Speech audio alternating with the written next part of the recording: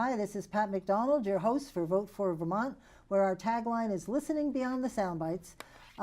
With me tonight is an old friend from long ago, Bruce. It's Bruce Westcott, who's the general manager of Central Vermont Solid Waste Management District. Mouthful. Welcome, Bruce. Thank you very much, Pat. Yeah. See, when were you in GIS? That's back in the 90s. I think it was back. Right? You were a teenager back then. That's right, exactly. And it was in about 1989, 1990. That's when I first 30 came years here. ago. Yeah. Let's go. Well, we ran into each other the other day, and he told me what he was doing. I said, "Aha, you must come on the show," because I am embarrassed to say I know very little about what you do. And the importance of what you do, because I looked through your website and good grief, how do you get it all done? So first, maybe you could talk a little bit about yourself. Okay. And then I'll tell you a little about solid waste yes, in Vermont. Please. There's a yes. very brief history that people should know and understand. You and I met when you had gone to work for the governor, I believe.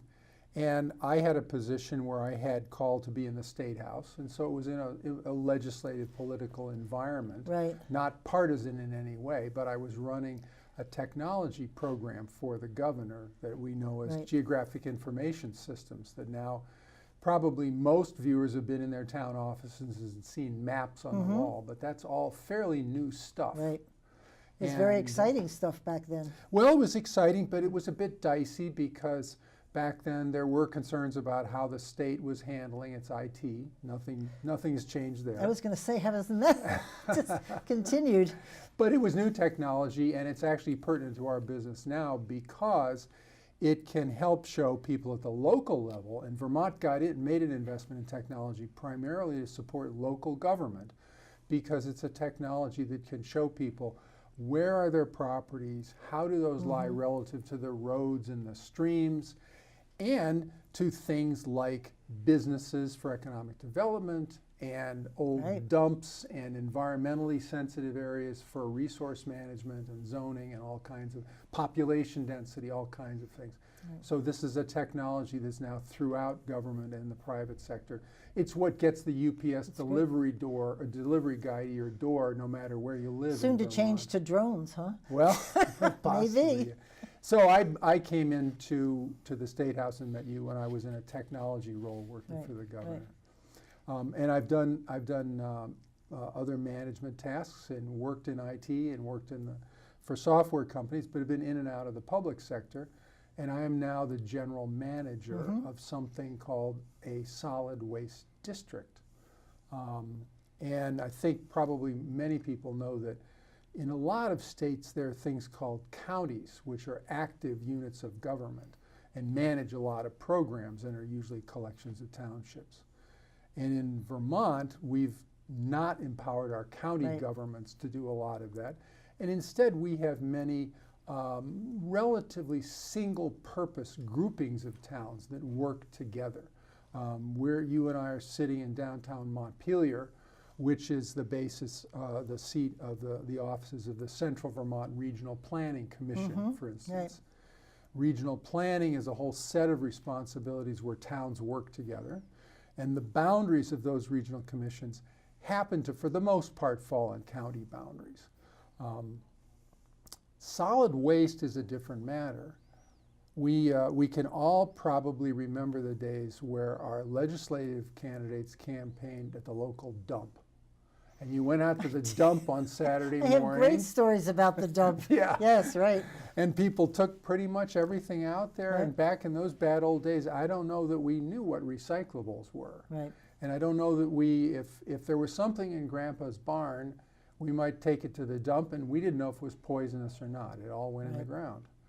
And unfortunately, a legacy that goes way back is that we've put a lot of things in the ground with no liners and no protection, and they've poisoned our animals and poisoned our streams over time. Right. So the legislature got a little smarter about that and passed something called Act 78 back, I believe, in the 1970s, but this goes back before my time, which said to towns, hey, you got to take some responsibility. And we went through a phase where there was an assumption that there would be some sort of a regulated disposal. Let's just call it a landfill, not a dump anymore. Pretty much in every region, or if not in every town. Well, you don't have to be up at the State House today very long before you hear the word Coventry, because we have now evolved to a place where, for environmental protection and economic reasons, we have exactly one permitted landfill in the entire state, and it's in the town of Coventry. And there's a proposal to expand it, which is in the Act 250 process right now. And there are a lot of people, particularly from the kingdom, who are pretty exercised about this. We only have one? One permitted lined landfill in the state of Vermont. But there are other dump sites. There are, but they are all inactive. There are some that are permitted but are inactive, and there are some that are essentially in retirement. So the one in Waterbury, I used to always tease when Tim Lewis was a newspaper guy, go to mile marker 61 heading south and look right, because it would always be there and the trees wouldn't hide it. Right. And now, so that's not active anymore? You cannot bring things there anymore. Oh. It is managed, because landfills, lined or not, two things happen. One is, well, what happens is things rot. Right. And what happens to that? Some of that stays there in the land, but a lot of it either turns into gas and goes into the atmosphere, or it comes out with the groundwater. And so you had, I don't want to characterize what happened in the Waterbury, but that landfill was shut down, but it's still managed because it's still there. It still has fluids coming out of it that may or may not be getting in the Winooski River or other local water. And it still is emitting gases. And we know now a lot more than we used to know about. There's this thing called climate change, and it is contributed to not just by carbon dioxide, which is emitted by you and me and all the plants, but methane is a huge cause and negative factor in global warming, and methane comes out of landfills. Methane is captured from many landfills to the extent that our technology can capture it. They literally have tubes going into the ground to suck the gas out of it. And they capture it for what? It can be burned off purely as just to get rid of it. And one of the issues that people are aware of is in Coventry, there's a large energy generation facility which brings energy to one or more local utilities. And again, they have an infrastructure there which is actually sucking the gas as much as they can. But it only captures a minority of the gas, so that a lot of methane is still being emitted into the atmosphere and contributing to global warming. And it will continue to be for years to come, even if we put nothing more in that dump. How big is Coventry? Do you know those stats off the top of your head? No, I do not. Professionally managed landfills consists of cells, which are chunks of the ground, which are lined, and then they work in one cell versus another. Oh, I see. And they'll say, well, given our current disposal rates, we have enough that'll fill this cell after 5 years and the next one after 10 years or whatever. It's like a little beehive of Well, cells. it is. It is. And one of the things that I'm personally pleased that the expansion of the Coventry landfill is on the minds of some legislators now and citizens, because it should be on all of our minds. Because every used coffee cup, every bag of trash, every old sofa that you or your trash hauler takes that goes to Coventry fills up that cell. And what we're doing is we're adding to that massive trash in Coventry. We're doing the best we can to take care of the methane and the groundwater, but it still adds to it. And we have a limited capacity. And we as the state of Vermont we can see in the future the end, and we're approaching it.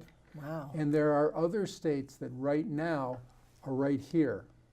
And I tell people, keep an eye on Massachusetts, because Massachusetts has virtually no capacity to deal with their own trash anymore. Any idea what the future plans are? Plan B?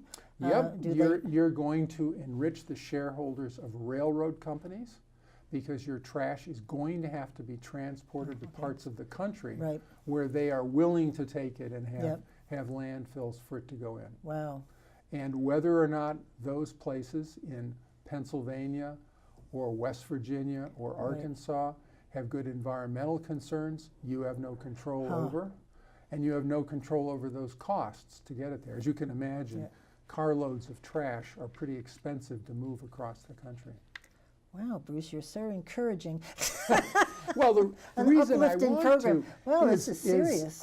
is that as a matter of involvement in society, this is not something that we can say, well, the legislature will take care of it, Right. and the lobbyists for Coventry or against Coventry will work for an outcome.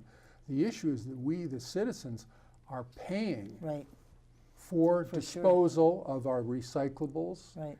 and our hazardous waste and our trash, and we want to make the right decisions about Right. the future. I think people are more aware, recently anyway, of dumping in the oceans and what it's doing to the fish and the all the things that live in the ocean, and they get tangled up, and they have the the straws and the plastic bags. I mean, I think that's really out there where people are paying attention, but obviously we have to look into ourselves too.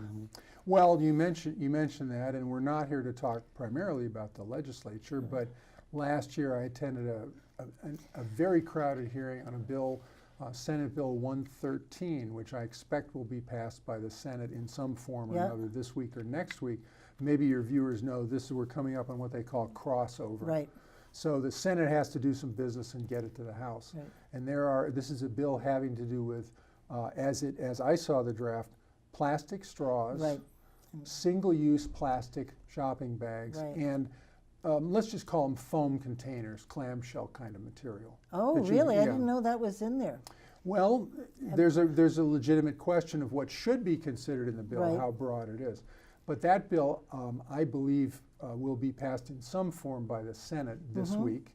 And the House has several bills that deal with the same issues. And people are, as you say, are very aware of single-use plastic bags and straws. And we've had a lot of citizens and industry groups and others testifying, and the legislature is working their way through That's about great. what we can do on that. That's great. So is it Act 148? Was that the next iteration Right. going through? And that's the one was a couple of years ago, right? Right. 2019? Well, I have a timeline, which I'll give Oh, you a okay. graphic of this that you can maybe display. Oh, yes, I actually sent it in already, so they've got it. Okay. That's great. So Vermont's universal recycling law was passed in, I believe, 2012, but it has a series of deadlines starting with 2014, and it handled various categories of recyclables that are called, at one phrase or another, mandatory. So just so people aren't scared, it's not everything in the world recyclable. We work with a lot of things, we in Central Vermont, that are recyclable, such as your pill bottles and your plastic wrappers, plastic and metal wrappers for food, for quick food. Oh. Those are Oh, recyclable. right. But they're not mandatory recyclables. There's nothing in state law that says that you have to do something with them. Every pill bottle that you don't put in the Coventry, that you do put in your trash will fill up the Coventry landfill. Every pill bottle that you say, oh wait, how can I recycle this? Right. We can help answer that question, and it'll go back into materials remanufacture. So there are many things like that. But Act 148 dealt with universal recyclables. So the first things, we're all familiar because we've been recycling in Vermont for a long time, glass and metal Right. cans and things like that. But there were a series of deadlines starting in 2014. So the first thing was that we've had for a long time what we call transfer stations. Oh, right. I wanted to talk about that, what they Okay. are. Well, basically they're a place, depending on where you live, and may be operated by your town, may be operated by your solid waste district, may be operated by a commercial hauler. But it's the place you can bring your trash. Right. You have fixed transfer stations that are usually municipal. And of course in Vermont we also have guys who are licensed haulers who just set up in a parking lot on a Right. Saturday morning. Right. But what they do is they'll take your stuff to a transfer station. But starting in 2014 we said you guys who run transfer stations, you have to take recyclables separately. So we began by law to say, people, separate your recyclables. Right. Okay. In 2015, we expanded that, and one of the things we did was we banned them from the landfill. So for something that is clearly recyclable, like a glass bottle, Right. whether or not it's returnable, by law, you are not supposed to be putting that in your trash. It's a mandatory recyclable. Now, the state's never had trash cops. Doesn't I was propose just to going to do ask you so. about enforcement, because you're just trusting we do the right thing, or? Well, that's right. We have the trash management has targets, and there's measurement of these Right. things. But when it comes to these kinds of things, let's just say they're aspirational. They're the targets that we want to achieve, but we're Right. not in a position to regulate, to force people to adhere to the law.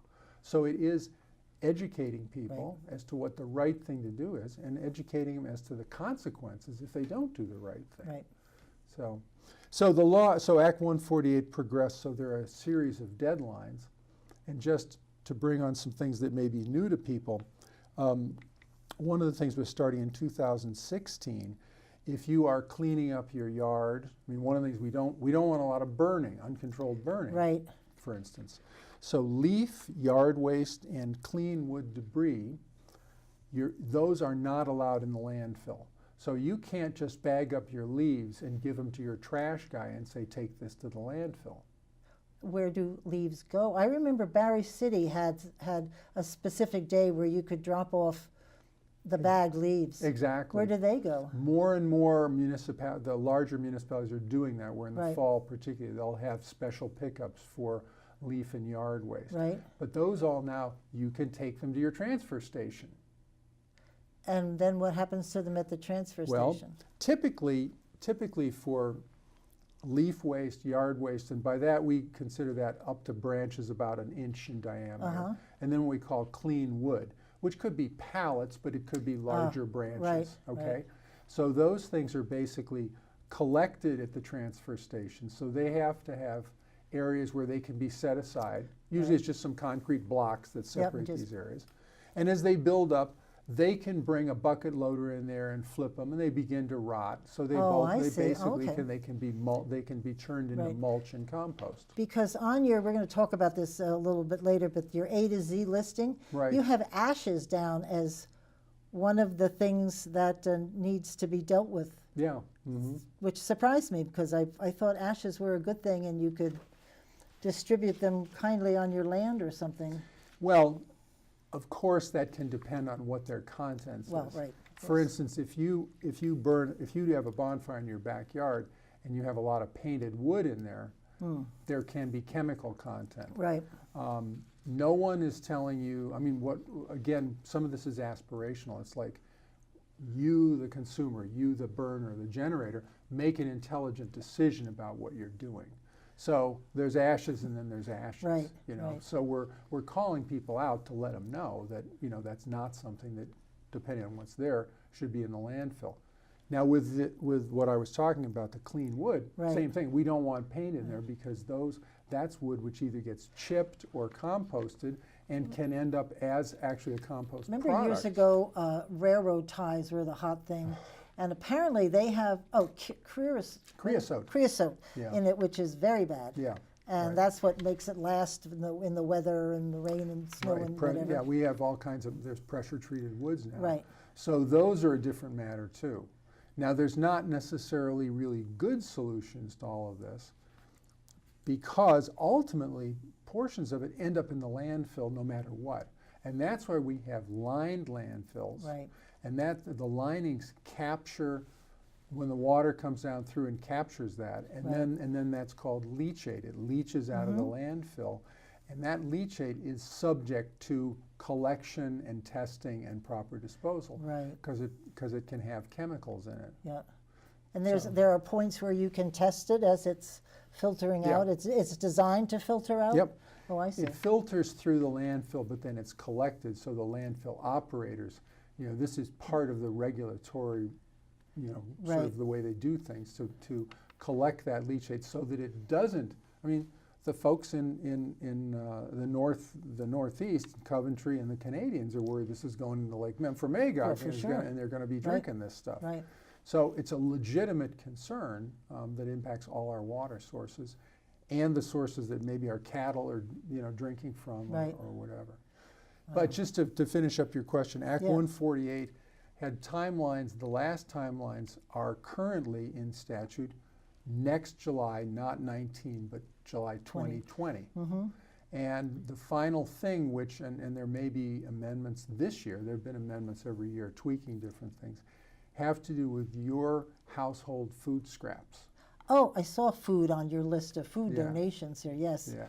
Well, what we've done in Vermont, we've done, we, meaning not solid waste districts, but we, the people and the restaurants and the stores and everybody, have done a fabulous job of creating a hierarchy of food Right.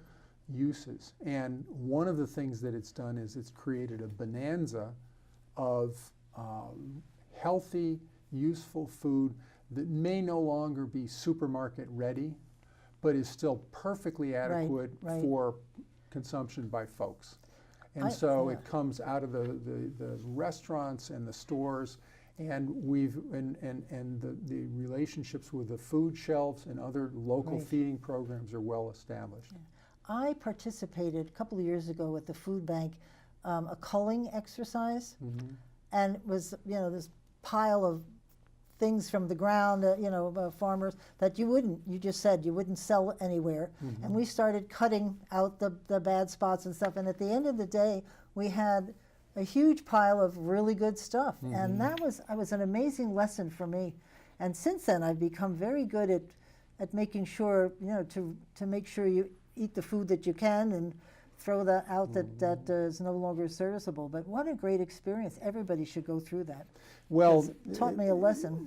the folks looking at this may not know that you're from Berlin, and that's a town that is a member. We have 19 towns that are members of the Central Right. Vermont District, and that means that your town appointed a member to our board, and through him, we've become our staff has actively participated, but he has something to do with running what's called a gleaning program. Gleaning, right, that's right. Which is actually going into the fields after the farmers have harvested their crops and retrieving. Exactly. And some of it is the longer term root vegetables, but not all of it. Yeah. I mean, come September, you're not going to have much left in the way of, spinach and lettuce Right. maybe, but you might have a lot of carrots and beets and things like that. Yeah. So we have gleaning programs, we have. Which you run through this. No, we always, don't or- run them, but a like lot of this food food bank. stuff is Yeah. a network of gleaning programs, other nonprofits, community food banks, community food.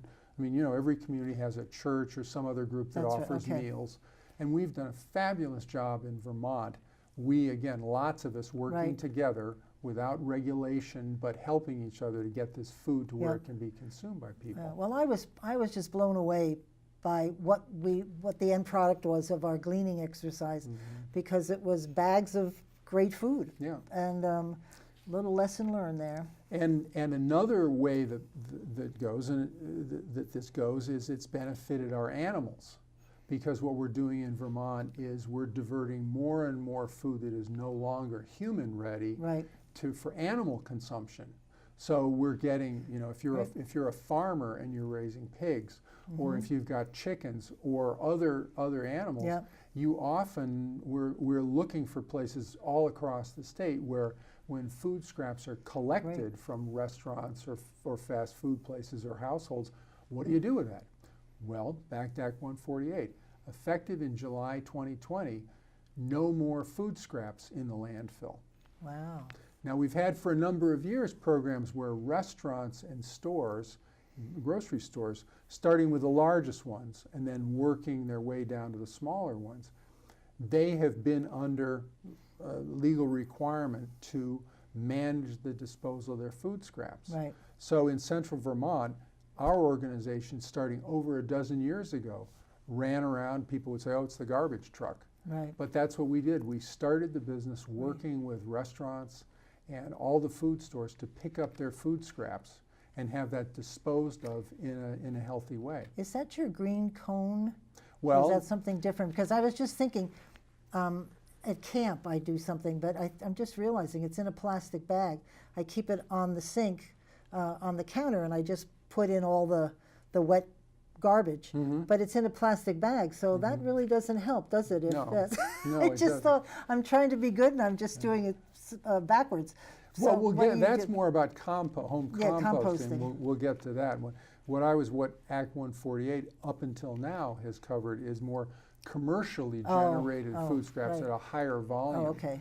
And that includes, we're dealing now across the state with the beer. We know we like our beer in Vermont. Yes, and we we've got a do. lot of brewers. Right. And you've got a lot of liquid waste from both dairy and brewing things. Right. So that is actually organic, food type waste.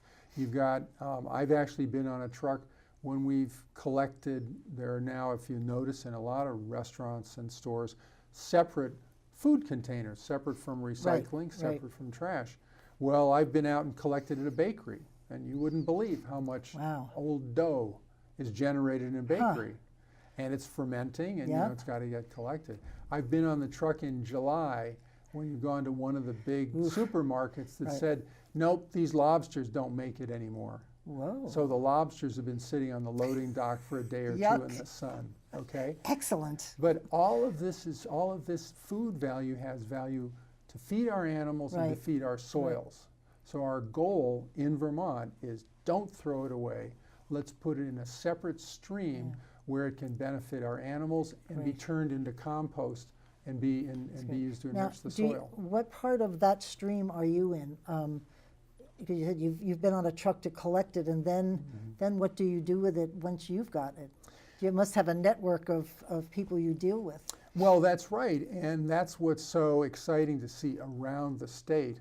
Last year's legislature was concerned about the question of, do we have enough places to properly process these organics, and asked the state Department of Environmental Conservation to look at that. And around the state, the answer is different, because you don't want to be hauling food from Brattleboro to Coventry or anywhere else. Right. So in central Vermont, we have some answers to that.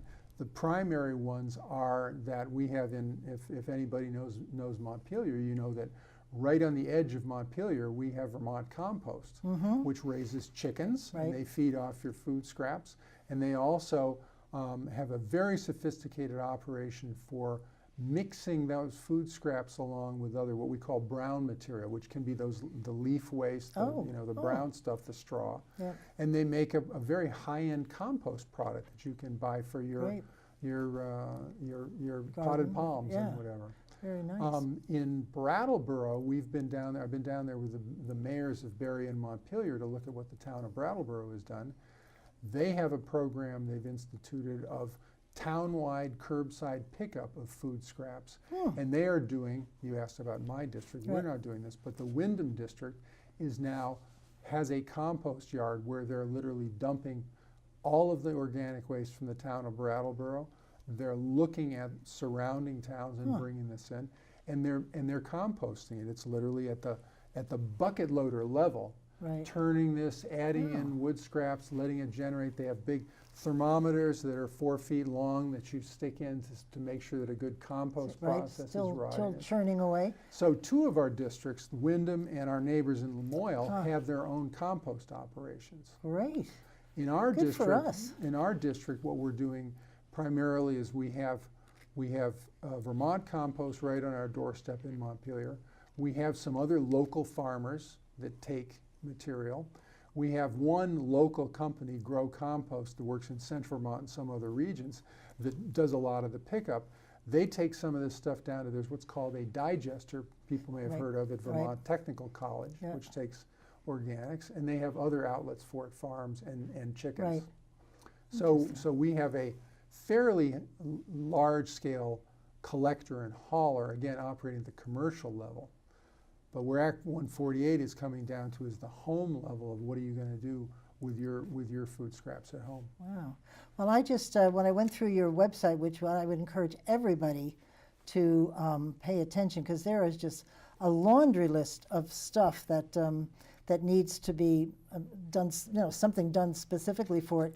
And if I can interrupt, because Sure, I know please. people will be watching this from outside central Vermont. You everywhere you are in Vermont, your town is a member of a solid waste, Right, either a right. district, or in some cases, some towns take on the Yeah. responsibilities And alone. each town, most towns has, like we have Matt Levin in Berlin, and he's been on there a long time. Yeah, a number of So, years. yeah, But what I was going to say was that anybody in the state can go to the website 802 Recycles, and find and your. you put in what your town is, and Oh, it'll direct perfect. you to your local We'll authority. write that on the 802 recycle. Yep. Okay, because I looked up yours but anyway, there is a laundry list, and we've done a lot of shows on opioid addiction and stuff, and the syringes and the pharmaceuticals, and those are two items on your overarching list of things you're responsible for. So you must deal with the law enforcement when they have their drop off the syringe and no questions asked, or drop off the pharmaceuticals. They must work closely with you, do they not? Or? Well, in fact, we have in the city of Barry, because in central Vermont, again, this varies a little from from one part of the state to the next, but the goal in the city of Barry was to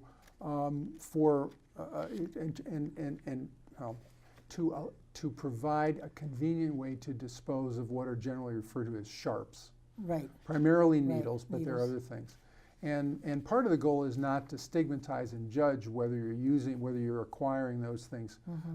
And some people are using them in home under doctor's supervision, and they may have ways to dispose of them, but you don't want to put those things in your trash because Right, they right. constitute a huge danger and Right. actually a chemical pollution capability. So in Vermont, in central Vermont, we were part of a coalition spearheaded by Central Vermont Hospital and the Barry Police and some others. And in fact, we have a public sharps drop-off at our Barry City right. location, so Yeah. that people can bring that. Pharmaceuticals, again, our role is primarily educational, to let people know two things. One is, please don't flush this down your Right. toilet and don't put it in your trash, because it constitutes, whatever your drugs are, a real risk to the environment. And secondly, in our district, we concentrate on letting people know where they can take it. Right. I myself had a little surgery a couple of months ago, and they gave me some heavy-duty stuff and said, you might want this, and I said, thanks very much. And a week later, I took it back up to the hospital, and right in the lobby, they have a place that you can put your drugs. Okay. So what do you put the drugs in that would be safe? Because I think, well, I'm just putting in plastic, and that's really wrong. So what's the container that you would put the jars in, that you would put the pills in? How do you get it to where it's supposed to go? No, if you're talking about pharmaceuticals that are in pill or liquid form, Right. They're probably in an approved container. Oh, okay. And so, you can and the drop off at Central Vermont Hospital is just a window that will Okay. fit a normal size container. Okay, so they would separate that out because you Yeah. said the containers are renewable. Yes. Oh, yeah, okay, they're all right. recyclable. Gosh. So typically your pill bottles are little orange plastic Right, things. right. And those can be recycled. So That's when you great. bring your drugs back up in those, you can do that. Now the things that we refer to as sharps, that are again primarily right. needles, if you are bringing them back to one of the sharps receptacles, Right. you can just again drop them in. But if you have syringes around the house and you want to be careful with them, what we encourage people to do is take something like an old laundry detergent bottle, Yeah. something fairly hard Right. plastic with a cap, and put them in that Oh, and seal it and label it so you Right. know exactly what it is. Right. Then you can take that to a recycling facility. I think in most communities you can take it to the police, or like I said, in Barry City, there are some drop-off places. for and not those throw it out the window on 89. things. Right. When I did Green Up Day, when I was Secretary of Transportation, every other person had a hazmat box, and if we saw anything on the road, we were supposed to stop and let one of the hazmat people. It was everywhere. That was really disturbing. Well, again, one of the things I want to communicate to people listening to this is that we are all victims of what I call the flush complex. That is, you flush it, it goes out the It's wall, not my problem, and right. you don't think about it Right. anymore. Right. But with all of our wastes, and particularly things like drugs or needles or the old paint jar from Grandpa's barn. These have real danger potentials. Yeah. And we want to get away from that flush mentality. We want to take responsibility for these as individual consumers to make sure that nobody else is hurt, number one. And number two, again, think Coventry. If they go in the landfill, they pollute and they will cost you because you'll need to build more landfills. Now, on the transfer station here in this area in Barry, you can bring electronics and bring a lot of stuff on this list. Thermostats, well, Mercury's another whole, it could be another whole show, but because it's the motor, it's the materials in the motor that makes things run that you need to have specially handled, right? Right. What one of the things you've gotten into, and I'll start with paint, because most people have painted the back bedroom and have gone to a store and gotten a paint bucket. What we're moving into in Vermont, and there's a bill in the legislature on this, is what's called EPR, Extended Producer Responsibility. And what we're trying to do, and all the states are doing this, is building legal structures that bring the manufacturers and producers of different kinds of materials into the system. So you can really build a cycle, a life cycle for all these products. And we've done that successfully working with the paint industry. So when you buy a bucket of paint, now you pay a deposit, which is essentially an end-of-life cost. And that means that you can bring that paint bucket back to where you bought it, whether it's full or whether it's not full, so that it will be properly disposed of. And we're trying to extend that philosophy, a full life cycle, to many more kinds of products. The other thing that we've done, excuse me, in the state of Vermont is developed statewide programs that allow for people to bring things in, and e-cycling is the primary one. If you have old TVs, old computers, anything like that, you can bring them to certain places for free. There's no cost at all. They used to do that when I was at Department of Labor. Somebody would be set up, whether it was your group or somebody, in our parking lot, and people would come. By the end of the day, there was piles and piles of radios and TVs and all sorts of things. It was very successful because people, they know they should do something, but I don't think they know quite what. Well, in our district, we operate a facility on North Main Street in Barry called the Additional Recyclables Facility, the ARC. For people who know the area, it's the old Times Argus building on North Main Street. And we have that open 3.5 days a week where you can bring all kinds of things. But one of the things that we're doing, and we're coming up to America Recycles Day, is we're having electronics as our specialty. Now, people can bring their TVs and computers there anytime, but we're doing a day where we're just marketing it as much as we can, and we get people lining up with carloads, and particularly now, everybody's exchanging their really big TV for a really, really, really big TV. Exactly. Wall size. So we are getting back people with vans and cars full of these giant TV screens. So, but also people have, you know, the TRS-80 that Johnny used when he was in college 30 years ago, you know. So all of that computer stuff, and the issue is that there are some components of these things that are poisonous. So we don't want them in our landfill. And there are components of them that are valuable, because what our economy is transitioning to a point where recyclables are not just another variant of trash. They're actually a resource material that is used in remanufacturing, and they have value. So we put all those electronics into a stream, which is run under a state contract, that there's a contractor that extracts the components of value from those things and realizes now, where does it go? Well, he's a commercial contractor, but the point is it reduces the cost to all of us to have this stream available. I probably shouldn't bring up Mercury, because I remember the thing that hits my head here is the Mercury scare in Winooski, at the Winooski Mill. Remember that years ago, where they found Mercury, Mercury, and somehow VSAC was at the VSAC building or something. It was really like you couldn't go in the building, and it was pretty serious. Do we still have trouble with Mercury, or is that sort of run its course and people are aware of Mercury? Well, I know you're not old enough to remember this, but when I was a kid, you could play with mercury. Oh, for sure, because it went in little balls. Little balls, yeah. Exactly. And you weren't aware that both as a liquid metal it was poisonous, and it was also putting out fumes. Right. So you and I poisoned ourselves. Yeah. And we know better than that, so if any of your viewers are letting their kids play with mercury, don't. Don't. Call the police or Right. or your solid waste Right. district. When we find it now, it is most often either in, in fact, in archaeological sites, because mercury used to be part of tanning operations all over Vermont. So we find, we'll find it there. Or you'll find it in Grandpa's barn because there's an old thermometer. I was just going to say that we had them in our thermometers. Sure, a little. Sure. And I knew a friend of mine years ago, as people can imagine, because of both medical and other work that they do at UVM, they have a whole waste detection and prevention program. Right. A friend of mine worked in, and all over campus they'd occasionally come up with an old mercury thermometer. Wow. Right. Now, if the mercury was contained, it wasn't an immediate danger. Right.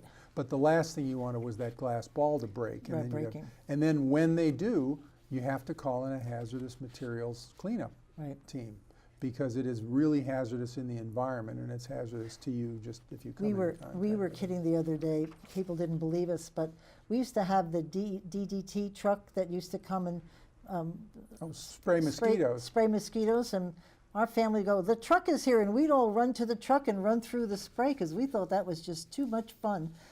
Little did we know. Our whole neighborhood did. Wow. But we're here. I tell everybody that's why I'm so tall. I just got sprayed once too often. But we didn't know back then. Yeah. You didn't know. You learned soon enough. So I'd love to talk about. Can you talk about the green cones? Because I think that sounds like a very interesting thing. I'm going to look into it myself. Well, I'll come back to one of the things we talked about before was Act 148 dealt with organic wastes. And again, the goal here is keep them out of the landfill because they generate methane, which creates global warming. Secondly, it's a resource. Again, the economy is transitioning. Good food resources are for people and for animals and for compost, and they're useful.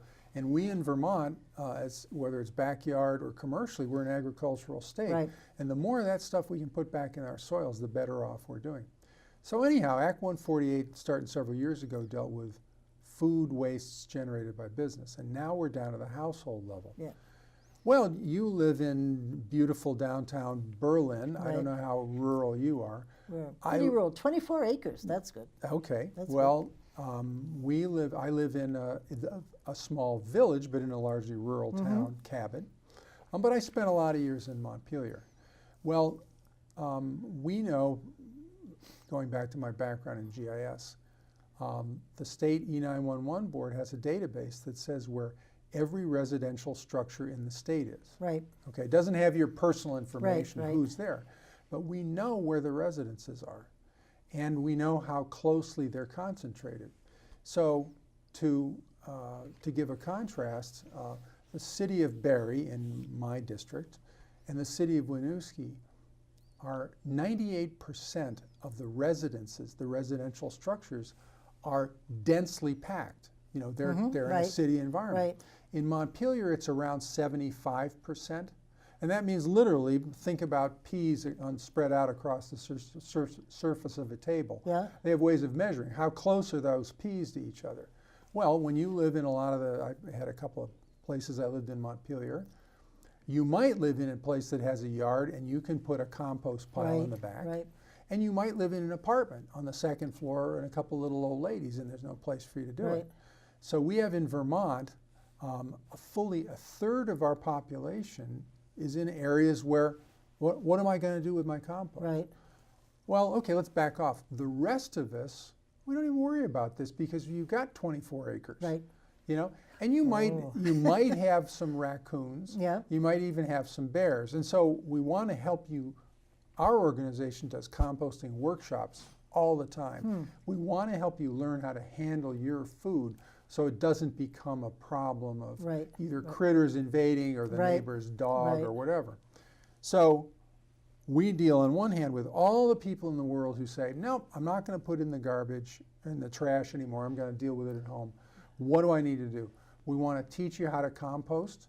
Great. We have things that are called green cones that actually set up a fermentation and rotting process, and you can put in them bones and meat scraps, and they're all actually essentially, it's an accelerated rotting program where using groundwater, all the nutrients, the best place for a green cone, it sits up about waist high, and you put it right in the middle of your garden in the sun, and that helps those things to decompose. And it's made for a family. You can't put a whole apartment worth of people, but and it will go in the groundwater and it will actually fertilize your garden. Oh, nice. And we help people install them in a way that has hardware cloth so the rodents can't burrow under it and that sort of thing. Excellent. So in Vermont, you have sun in places where there's not so much sun. You have cold seasons and you have not so cold. So all these things work better or worse depending on where you put it. But the other thing that we have are what we call soil savers, which are essentially composting units that you can just put down and layer in your food scraps and then things like leaves and straw and things like that. Great. And then once or twice a year you shovel it out and you turn it over and it's rotted and you can put it back in your garden. Excellent. I love it. So just to make a plug for a pet peeve of mine is we're doing really well in Vermont. Most of us rural people are happy to manage our own food scraps, and this legal requirement, please, people should know it's not good to have it in your in your trash. We don't want it in the landfill. Manage it on your own.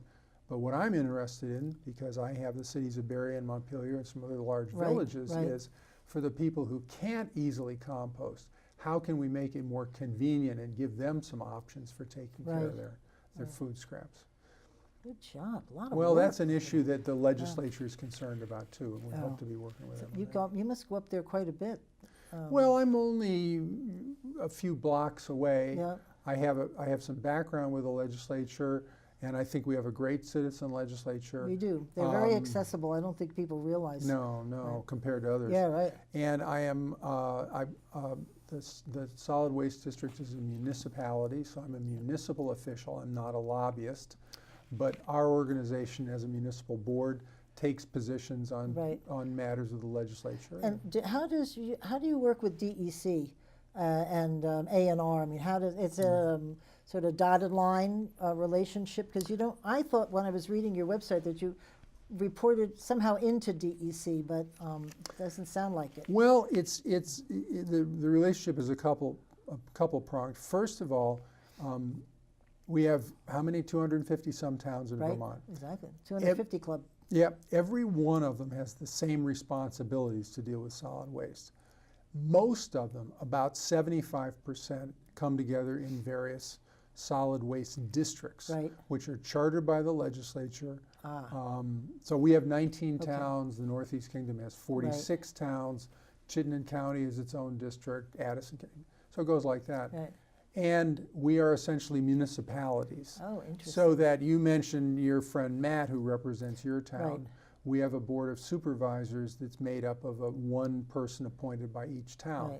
And they operate it strictly according to legal requirements on public meetings and public records. So all the citizens have an opportunity to participate. And does each of the municipalities or towns contribute to the solid waste? Is there, because where does your funding come from? Is it from us, then towns, or well, the state? It's more directly from the citizens. We in our district, because we want to have good relationships with each select board, we ask each select board to pay us $1 per inhabitant. So of our budget of slightly over $1 million, we get about $52,000 select board by select board from every town.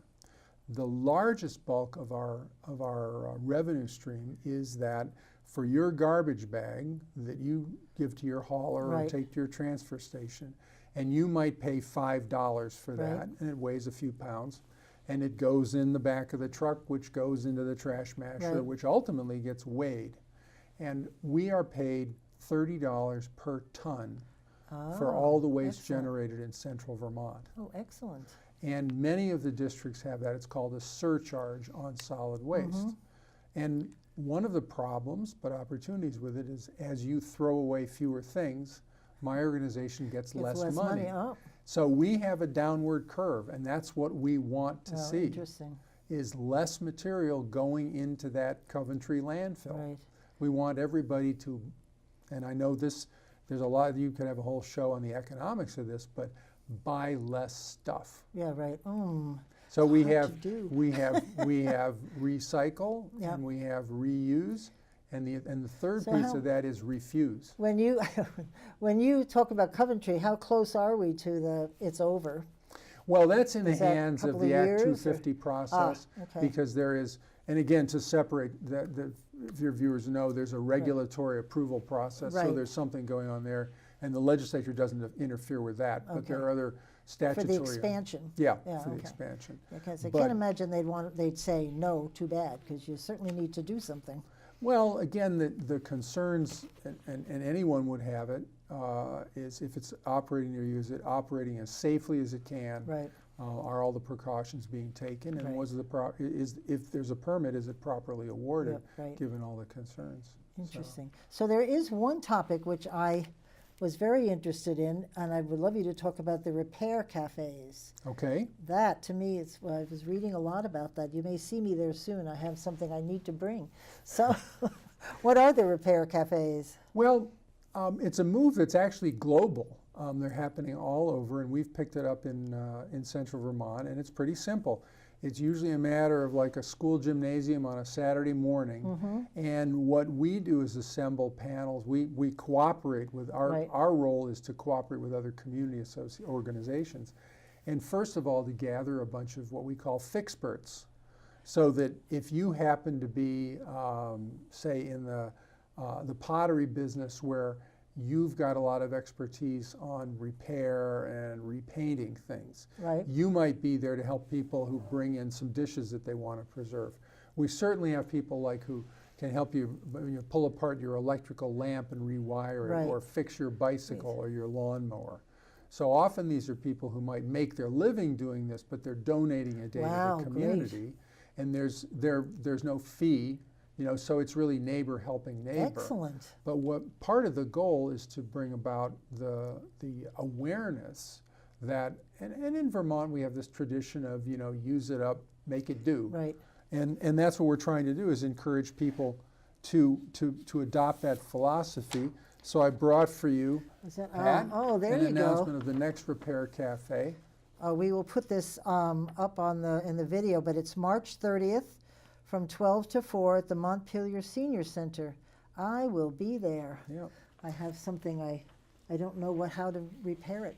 So it's something that's relatively new in Vermont. We've been doing these for a couple years. Some of the other solid waste districts are looking at doing it. And obviously it serves relatively few people, but it helps people give them a chance to look Right. at this stuff, and it helps all of us to understand that this is stuff we can do. We don't need to throw it out. Right, exactly. I already looked at how much it would cost me to replace it, and it's a couple of $100, so I'm coming on March 30th. Yeah. See you there. So we only have about 4 minutes, and could you talk a little bit, we'll let you talk about anything specific, but this A to Z guide is just ridiculous. It is, every letter in the alphabet. It's 25 pages. I don't know who sat and figured this out, but under every letter there is 10, 15 asbestos, like for A, asbestos, ashes, asphalt, automobiles. It just goes on and on. This is an amazing document. Yeah. And how does one keep it up to date? Because I'm sure Well, there's that's a very note in- difficult. Yeah, I would think, because my God, every day there's something new being invented. Right, and also in some cases, both the practices and the costs are changing of these Right. things. And in some cases, the law is changing too. Or we come up with new stuff that we hadn't listed before, or you have a different word for it than I do. Right, So right. we all talk about asbestos shingles, but it's a lot of work, but it's something that all amazing. the districts have, and we try to make it local, because in some cases there are places you can take something. We want you to know locally. It's not a Right. Vermont website. I saw dead animals on this list, Mm-hmm. and is this something you would be able to tell us about? What do you do with dead animals? Speaking of bears and things, we have a lot of little critters that show up and they don't make it, or sometimes they're in our neighborhood. Mm-hmm. What are you supposed to do with that? Well, actually, people ask us very specifically around their own personal compost. So, depending upon the size of the animal, the answer may be put it in your compost pile. Right. Depending upon whether or not you really let your compost fully rot. Because some people they throw it in a corner, they think it's going to rot. Well, Right. it needs to be tended and turned over. But smaller animals, and my friend Skip, the dairy farmer, says he's composting dead cattle. Whoa. So he's rather than simply taking the old approach of getting a bucket loader and Right. digging a hole in the Right. ground, Right. he is very consciously using the resources of his farm, the vegetable him. waste matter, the manure, the earth, and the cow, and they all are very happy together. And the cow goes away. That's great? Yeah. Now, again, people might be grossed out because we may be talking about somebody's pet cat. We may be Right. talking about a very large animal on the road. So there's different Cycle of answers life. to that. Yeah. Mhm. There you go. But composting is actually the first thing to think about.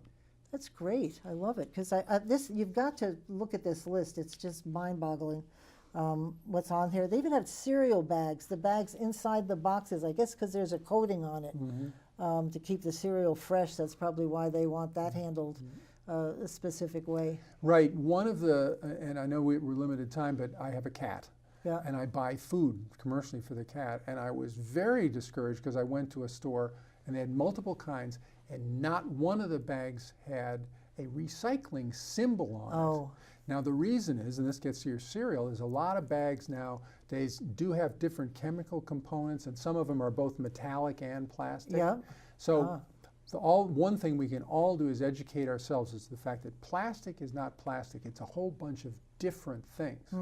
And the good news is that there is an organization that we work with nationally which takes these things.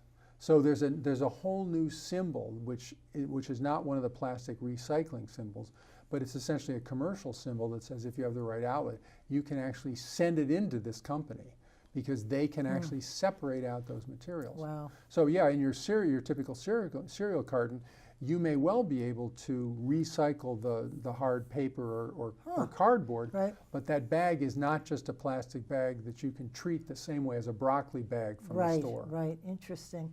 We have 30 seconds. Is there anything that you would like to say or do, wrap it up a little bit about the importance of what you do? I'm very impressed. I don't know how you get through the day without being a little exhausted. Well, I think the main thing I'd leave people with is to think about getting away from the flush mentality. Whatever it is, Right. whether it's that cereal bag, or your own kitchen wastes, it's not just out the door and somebody else's problem. Right. And the second thing, very specifically, and you'll be hearing more about it with the legislature, is think about plastics, because there are different kinds of plastics, and some of them are actually quite valuable and Right. can be recycled. But we have a problem with plastics in the environment and the environmental costs of manufacturing as much plastic as we do. Right. Bruce, thank you very much. It's been a pleasure to reconnect. Yeah, I it know has. you found this interesting because I sure did. We'll see you next week, and in the meantime, keep listening beyond the sound bites.